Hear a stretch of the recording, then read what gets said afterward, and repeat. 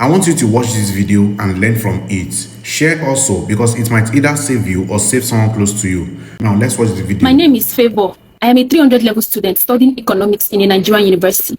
So this happened 3 months ago, but I'm still not comfortable talking about it. My roommate Naomi and I sell things online. I sell budget-friendly handbags while she sells clothes. But we had one problem: no good phone, no good video, and no visibility. People barely patronize us online. And we have always complained that we needed an iPhone. And there was even a time we said that maybe we contribute money and buy one iPhone that we could be using to be doing our videos. So one day, her friend Chidima came with an offer. She said she knew a man in Ghana that if we followed her, spend just one night with the man will buy us an iPhone and give us money. I won't lie, it sounded tempting, so we agreed. And it was scheduled on Tuesday. So on Monday night, we started packing our things, the few things that we needed. That was on Monday night. And my lecturer fixed a serious quiz and said that whoever missed that quiz will have automatic carryover.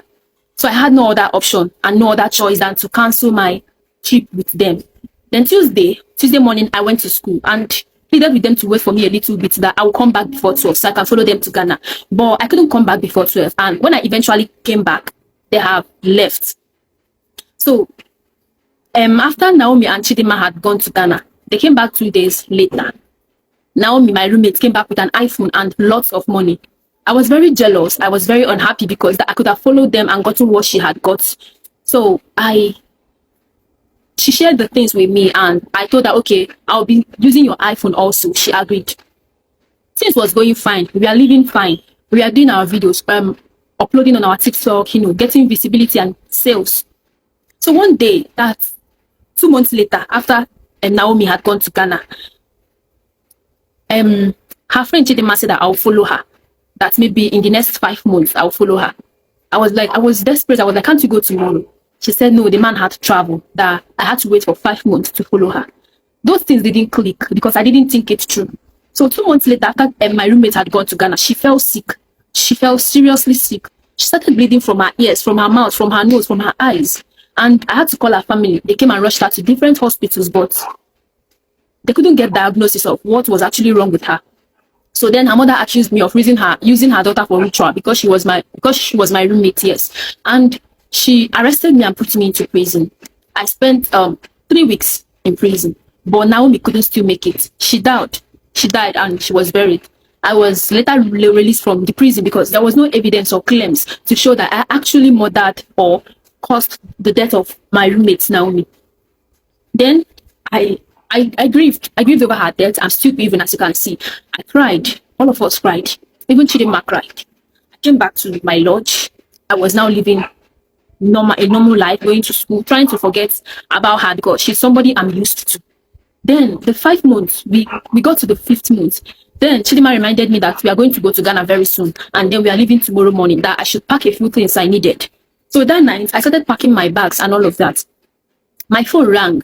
And when I checked the caller ID, it was Naomi's mother. I was shocked because she cut ties with me. She detested me after her daughter's death, saying that I knew what happened to her daughter, even though she can't prove it. So she called me and told me that her pastor gave her a revelation.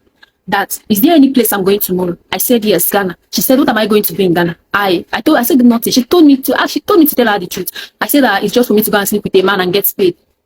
That I needed an iPhone for my business. She asked me if her daughter went there. I said yes. She started crying.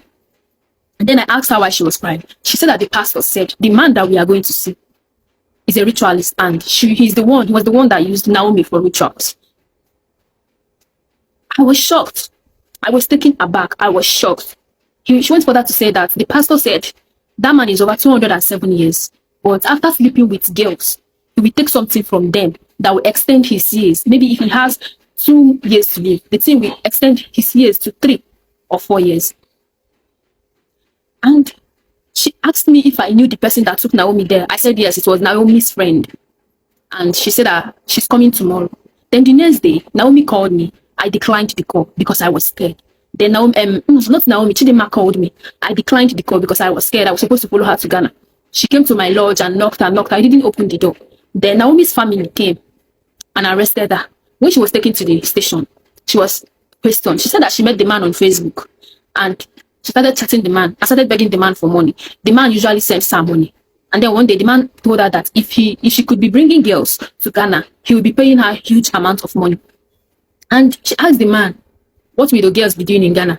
The man said he doesn't like staying with one girl. He just likes sleeping with different girls. So she should be bringing girls to him in Ghana. He will pay for everything. And he will also pay them and pay Chidima also. So Chidima has been bringing girls, taking girls to Ghana, for like taking girls to the man in Ghana. And she has been doing this for over 1 year. So she was asked, where are those girls? She said that she doesn't know. Some of them, she meets them through social media. Some of them, she meets them in nightclub and collect their number and then tell them about the offer.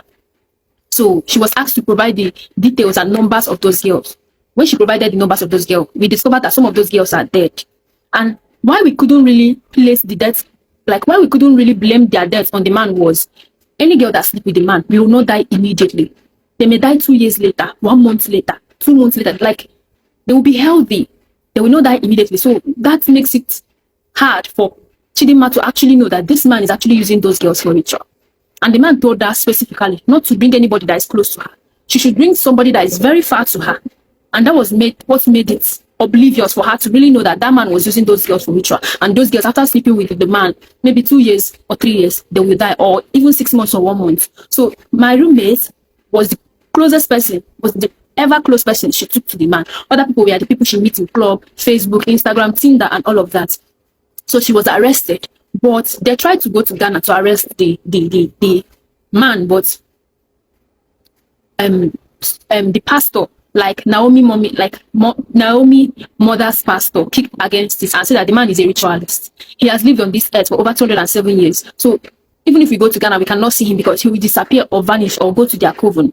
That we should just leave him. That, like, everything was like a movie to me. Chidima was arrested and charged for murder of many girls. Everything was like a movie to me. Even now, I couldn't still understand anything because I could have been the next in line that will be used for ritual to extend someone else's life, you know.